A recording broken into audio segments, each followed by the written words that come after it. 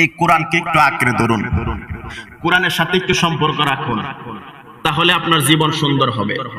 আমি তো আগেই বলছি, আমি যদি এখানে টুপি ছাড়া আর জুব্বা ছাড়া আর কোরআন শরীফ কোনো কিছু না পড়ে আসতাম, আমার কি আপনি রাখতেন? কথা কই না, রাখতেন নাকি? রাখতেন না তো?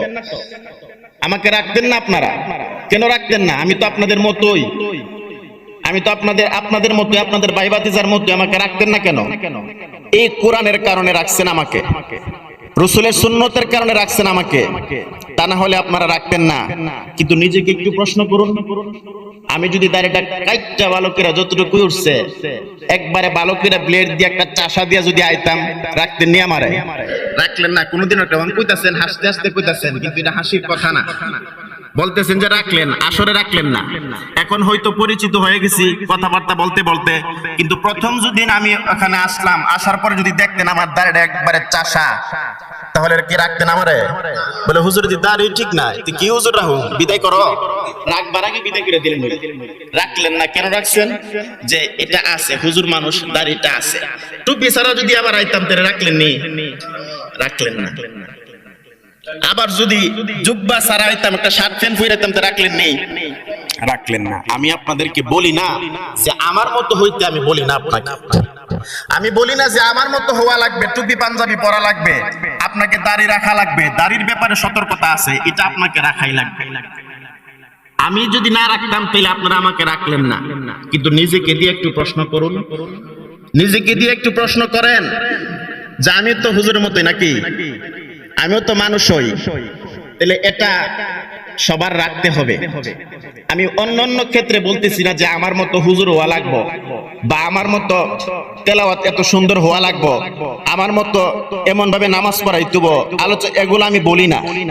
আমি বলতে চাই যে আপনার মতো বহুত মানুষ আছে এই সমাজের ভিতরেই, যারা আপনার মতো বাগানে কৃষি ক্ষেতে কাজ করে, হেরা রোজা রাখে, নামাজও পড়ে, কিন্তু আপনি পড়েন না। আপনার মতন বহুত মানুষ আছে, আপনি যেমন গাড়ি চালান, আরেকজনে গাড়ি চালা, আপনার মহল্লাতেই নামাজ পড়ে, কিন্তু আপনি পড়েন না।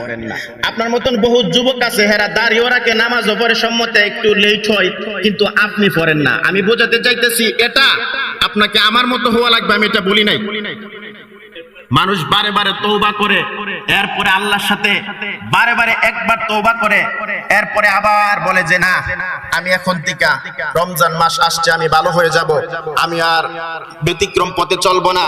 কিন্তু এরপরে আমরা এতগুলো কথা বলার পরেও, শোনার পরেও, বোঝার পরেও, জানার পরেও আমরা সঠিক পথের দিশারি হতে পারি না।